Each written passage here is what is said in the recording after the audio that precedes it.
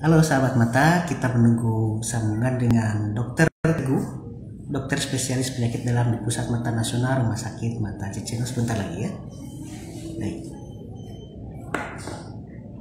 Baik, Dokter Teguh sudah bisa bergabung dengan kami.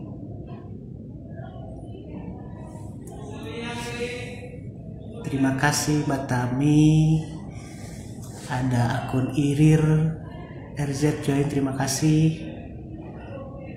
Ada Dehi Tarmizi, terima kasih. Oke, ada Dani Pria Sembada dan Hiroti join, terima kasih. Baik, untuk sesi tanya jawab nanti kita kita sesi bincang.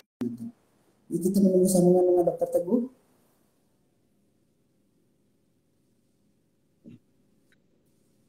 Halo Dokter Teguh. Halo, suara saya jelas? Jelas sekali dok, keren sekali. Assalamualaikum warahmatullahi wabarakatuh. Assalamualaikum warahmatullahi wabarakatuh.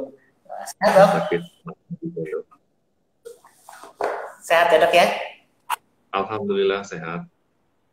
Suara saya jelas terdengar? Oh ya, jelas. Oke, sip.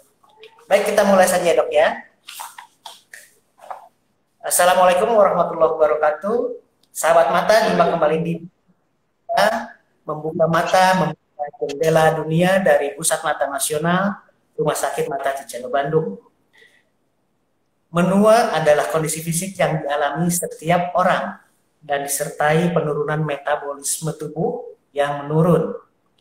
Masa tua merupakan masa sekitar masa hidup manusia. Orang tua memiliki kemampuan regeneratif yang terbatas dan lebih mudah terserang penyakit. Bagaimana menghadapi masa tua dengan sehat?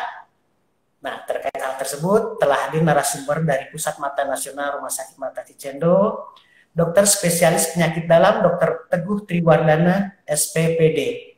Dr. Teguh, apa kabar? Baik, alhamdulillah, baik Pak. Ya, kita ngobrol apa ini? Geriatri ya. Betul dok, kita sekarang mau ngobrol tentang geriatri dan proses menua yang sehat nih dok. Iya. Nah kebetulan kita sudah lalui hari lanjut usia beberapa hari yang lalu dok. Ya, 29 Mei ya, 29 Mei hari lansia. Betul, ya. Hari lansia juga nih bagi sahabat mata. Baik dok, sebetulnya geriatri itu apa sih dok? Silakan dok. Ya, oke. Ya sebelum kita masuk ke geriatri dulu, kita mungkin sedikit ada gambaran dulu. Jadi gini Pak Agus, jadi usia harapan hidup manusia Indonesia itu semakin tahun semakin meningkat. Usia harapan hidup ya, jadi gitu. Dari sekitar tahun 2000 itu usia harapan itu kalau nggak salah sekitar umur 60 berapa gitu ya. Di 2021 usia harapan hidup penduduk Indonesia di 74 tahun kalau nggak salah ya, nanti bisa diproses. Jadi intinya harapan hidup itu semakin meningkat ya. Jadi populasi lansia semakin bertambah. Nah ini penting sekali untuk kita semua paham. Jadi apa itu lansia, apa itu geriatri ya, mungkin masyarakat sudah banyak dengar ya geriatri itu gimana, lansia itu apa. Tapi sebetulnya ada perbedaan ini ya, apa definisi. Nah, jadi tantangannya tuh begini. Kalau lansia yaitu istilahnya manusia lanjut usia ya, kalau yang kita tahu ya. Kalau per definisi mungkin batasan umurnya lebih dari 60 tahun. Lebih dari 60 tahun, itu disebut lansia. Tapi sekarang banyak sekali yang membagi-bagi lagi, dari WHO juga ada pembagian lagi, dari Indonesia juga ada yang old, very old, ada pre-old, jadi gitu 50 ada yang bilang pre-old, jadi kurang lebih mungkin biar gampang kita 60 tahun lah ya, yang udah dipahami masyarakat lansia itu di atas 60 tahun. Nah, sekarang kalau geriatri, geriatri itu apa? Geriatri beda dengan pasien geriatri. Nah, kalau geriatri sendiri yaitu suatu cabang ilmu kedokteran yang berfokus pada menangani untuk lansia-lansia yang memiliki penyakit. Ya, penyakit lansia itu yang multipatologi ya. Biasanya kan orang lansia itu udah banyak kena penyakit apa ya, geriatri. Nah, kalau pasien geriatri yaitu lansia umur dari tadinya lebih dari 60 tahun dengan beberapa penyakit. Nah, itu disebut pasien geriatri. Jadi konteksnya ada lansia, istilah geriatri, dan pasien geriatri. Mungkin gitu, Agus. Lansia atau geriatri dan pasien geriatri klasifikasinya seperti itu ya. Berarti itu sudah masuk ke kriteria kriteria geriatri. Kenapa? Ya, jadi kriteria itu terdiri dari 3 ya. Iya, itu tadi ya, definisi itu ya. Ada 3 jenis ya. Oke. Lansia, geriatri, sama pasien geriatri. Nah. Baik. Oke. Nah, ini kita juga sering mendengar tentang penuaan dini nih, Dok. Itu memang bisa penuaan dini bukan judul sinetron ya Pak ya? Bukan. Mirip. Penuaan dini. Ya, jadi kan ya oke. Ya, sebetulnya kalau saya kalau penuaan ini kita kalau berbicara konteks menua itu kan proses natural ya, natural dari setiap makhluk ya, menua ya. Semua manusia atau makhluk itu pasti menua dan terjadi penurunan fungsi fisiologi dan kemampuan regenerasi cara menua itu. Nah, tapi tadi kalau penuaan dini saya sedikit ini mungkin kalau penuaan dini mungkin kebanyakan kulit mungkin banyak konteks-konteksnya itu disebutkan kalau di TV itu menghambat penuaan dini di kulit gitu ya. Jadi ini mungkin gini, ada proses fisiologis di mana penuaan terjadi biasanya umur berapa, tapi ini terjadi di usia awal sebelum hal itu harusnya terjadi. Nah, misalnya mungkin yang konteksnya banyak ya sebetulnya ya. Mungkin penuaan dini dari kulit ya, kita ambil contoh. Nah, itu mungkin. Kenapa bisa terjadi penuaan dini? Mungkin salah satu paparan radikal bebas, sering kena UV, ultraviolet, atau mungkin asap atau konsumsi, yaitu mungkin jadi kulit kita lebih cepat istilahnya keriput ya. Contohnya itu sih mungkin kalau konteks penuaan dini itu. Jadi penyebab-penyebab penuaan itu seperti tadi paparan dari sinar matahari dan sebagainya bisa berpengaruh ya dok ya? Iya, radikal bebas dari makanan, terus mungkin dari asap, lingkungan, terus salah satunya sinar UV itu kan juga bisa memicu radikal bebas gitu ya. Jadi mengganggu regenerasi sel kulitnya. Kurang lebih sih kalau kita konteks penuaan dini mungkin itu ya. Lebih ke apa namanya, hal yang terjadi lebih awal dibandingkan semestinya. Baik. Gitu. Kalau bagaimana sih dok biar kita tidak lekas mengalami penuaan secara dini dok? Ada tipsnya nggak? Ya itu ya mungkin tips-tipsnya itu apa namanya pola hidup sehat yang pertama ya.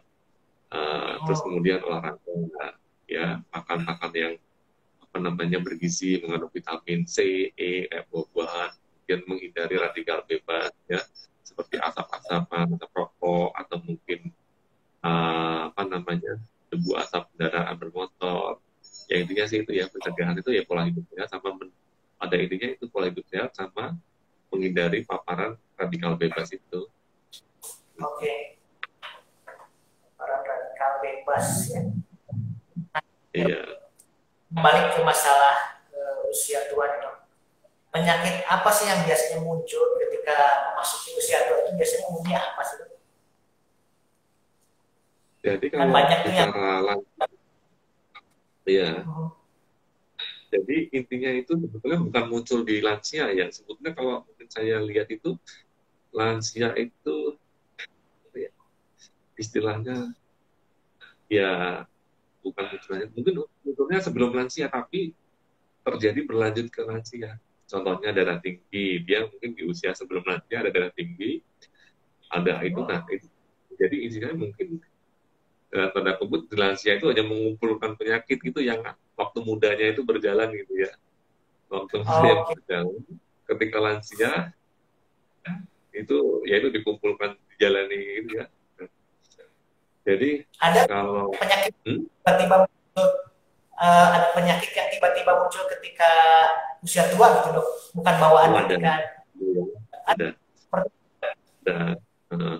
Ya contohnya sih penyakit degeneratif ya, misalnya apa namanya, apa pun ya. Nah itu terus mungkin osteoporosis itu juga faktor usia bisa di samping faktor hormonal. Jadi tapi gini perlu diketahui semuanya ya. Jadi di lansia itu biasanya multi penyakit, multi patologi. Tapi gejalanya kadang susah diketahui. Nah ini yang penting sekali untuk diketahui. Jadi gini contohnya, lansia mungkin sering dengar ya di lingkungan kita itu lingkungan, oh ini nggak mau makan, udah sepuh ya, udah sepuh nggak mau makan. Apa? Oh nanti kalau keluarga bilang, itu stres apa gimana pikiran gitu ya. Nah ternyata setelah kita kaji, ternyata ada penyakit yang misalnya ada infeksi paru-paru karena dia sesek, atau jantung misalnya sesek jadi malas makan ya, jadi malas makan ya. Jadi gejala yang muncul pada lansia beda sama usia muda. Kalau usia muda bisa ngomong sakit di sebelah sini, oke kita jelas. Kalau lansia kadang susah, dia nggak mau makan aja bisa penyakitnya banyak sekali gitu. Jadi itu salah satu poin yang perlu diketahui.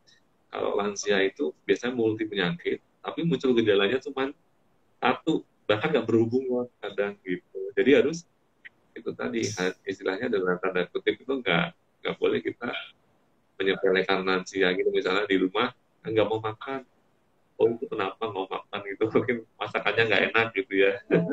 Jadi belum tentu ya. Jadi harus kita evaluasi secara komprehensif, secara multidisiplin. Jadi ada namanya asesmen geriatri. Jadi pasien geriatri itu kita akses, kita kaji dari fisik, psikologi, sosioekonomi. Nah itu kita kaji secara komprehensif untuk pasien-pasien geriatri. Maka dari itu muncul ya cabang ilmu yang disebut geriatri ini ya dok ya. Iya. Sebabnya ya ternyata. Baik. Nah ini dok, ada pertanyaan nih dok, bagaimana sih mengatasi sejak dini mencegah timbulnya penyakit di usia tua?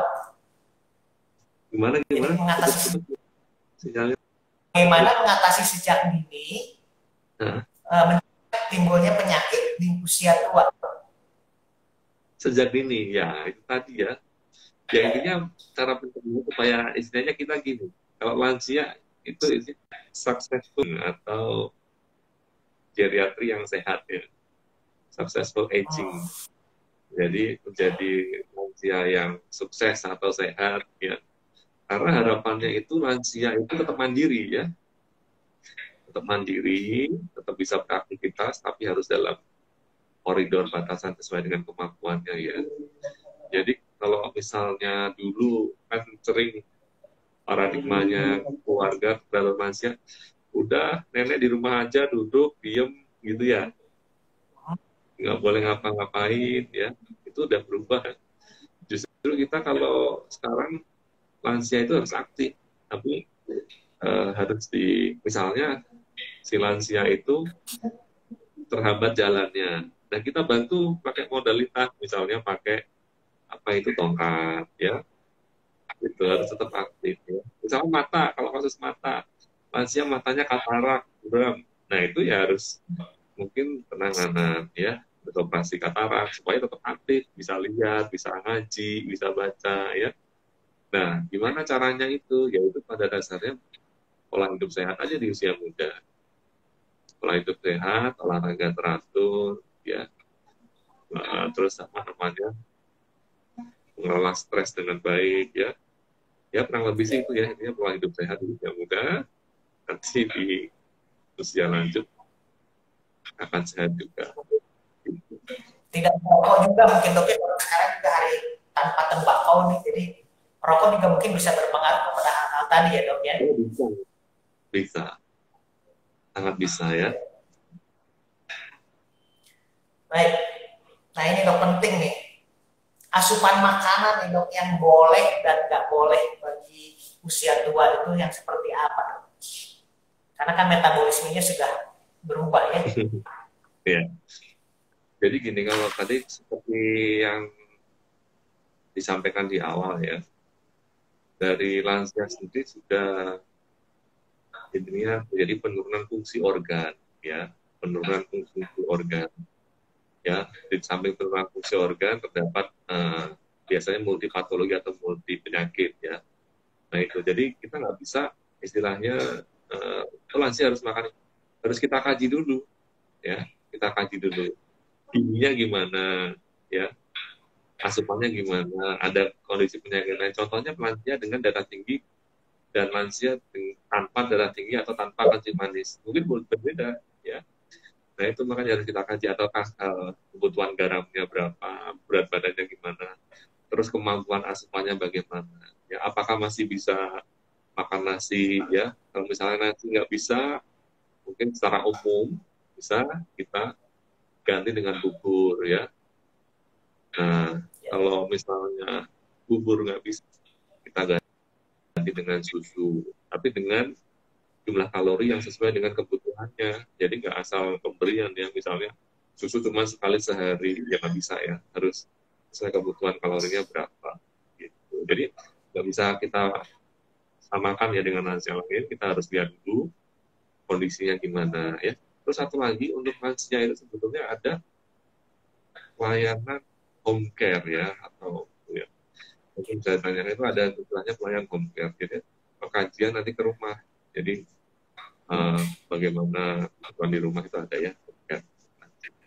Dan mungkin kayaknya di Cicendo belum ada ya. Mungkin kalau rumah sakit umum yang lain mungkin ya.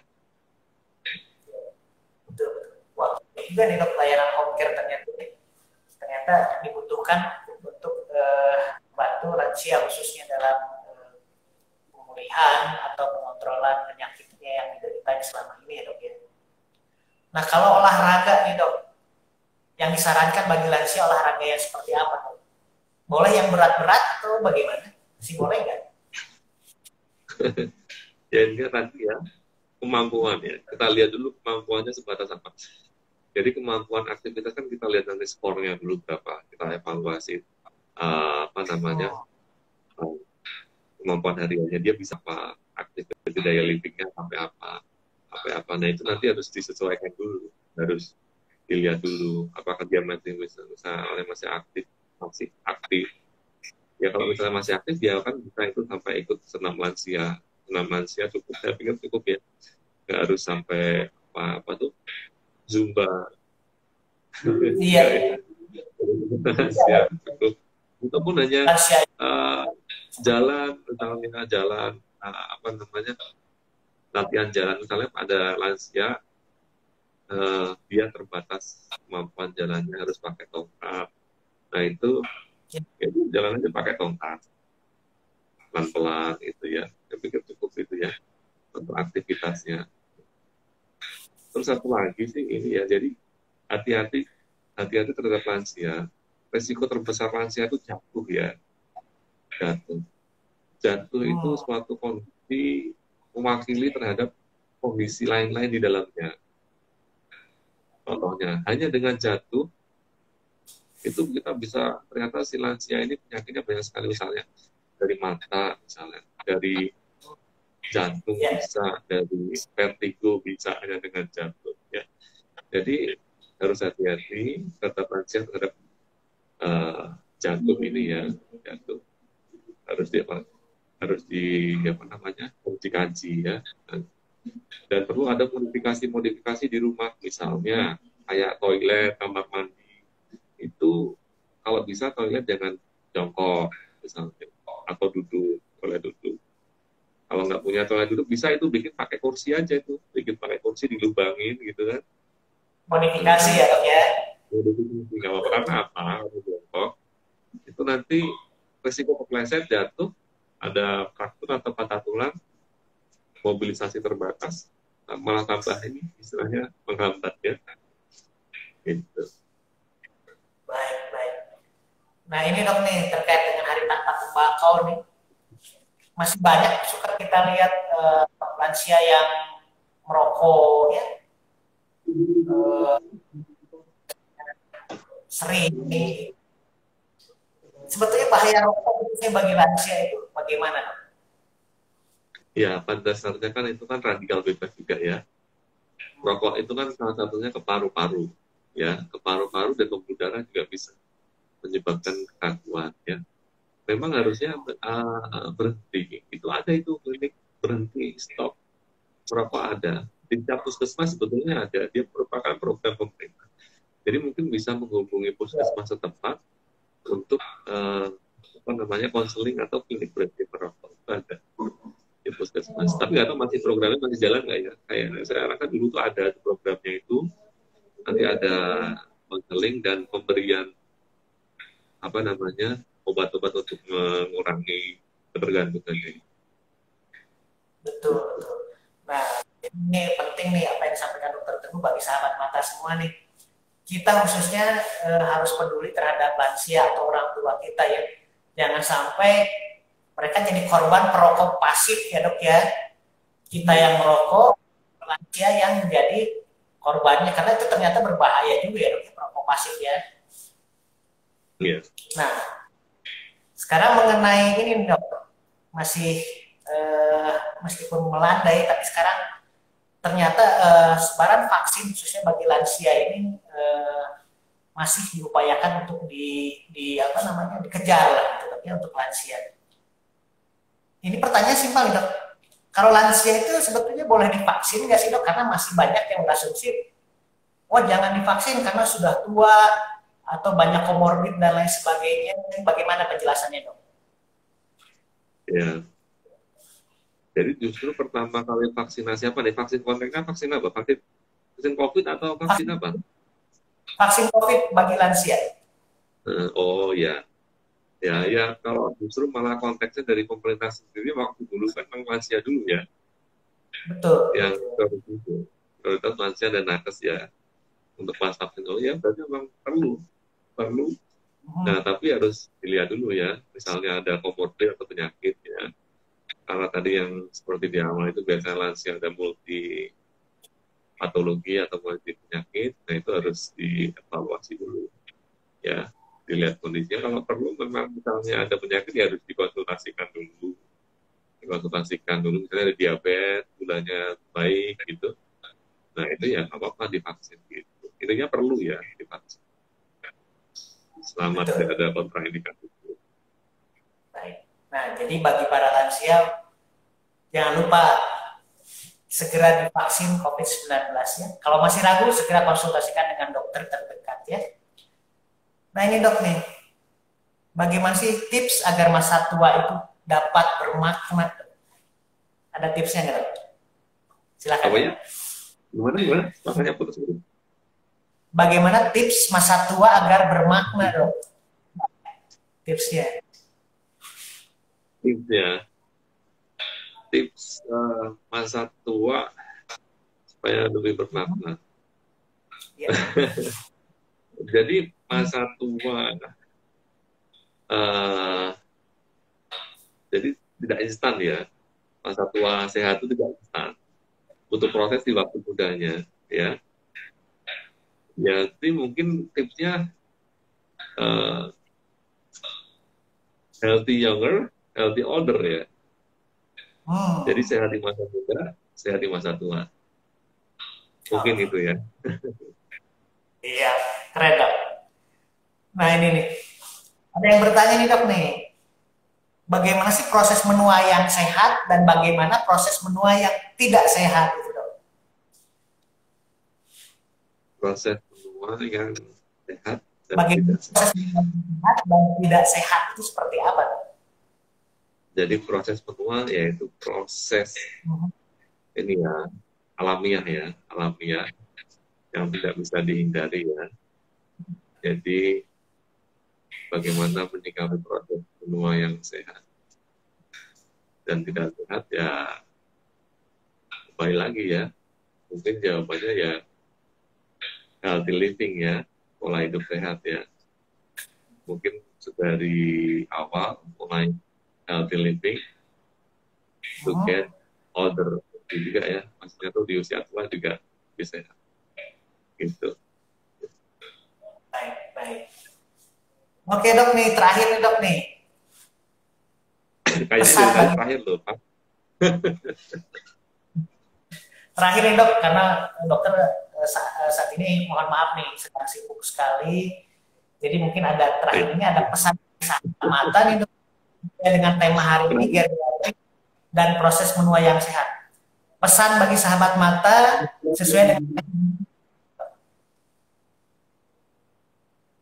suaranya putus-putus, maaf. Pesan bagi sahabat mata sesuai dengan tema kita hari ini, Dok. Apa, Dok? Oh, geriatri ya, pesan sahabat mata untuk geriatri. Yaitu pesannya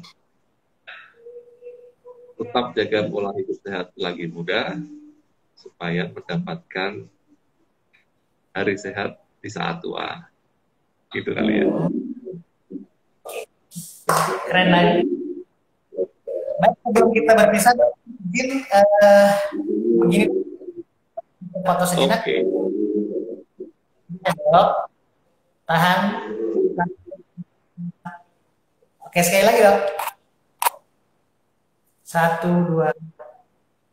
Baik. Terima kasih, Dokter Teguh. Demikian kali ini bersama narasumber yang luar biasa, Dokter Teguh. Semoga dokter senantiasa sehat, juga sahabat mata semuanya. Mata, follow IG rs.mata Cicendo, juga media sosial dari Pusat Mata Nasional Rumah Sakit Mata Cicendo. Akses juga info-info kesehatan mata di www.cicendoeyehospital.org. Jangan lupa periksakan kesehatan mata dan kesehatan lainnya secara berkala. Selalu patuhi protokol kesehatan dan lakukan vaksinasi untuk mencegah penyebaran COVID-19. Salam sehat mata. Wassalamualaikum warahmatullahi wabarakatuh. Terima kasih, Dok.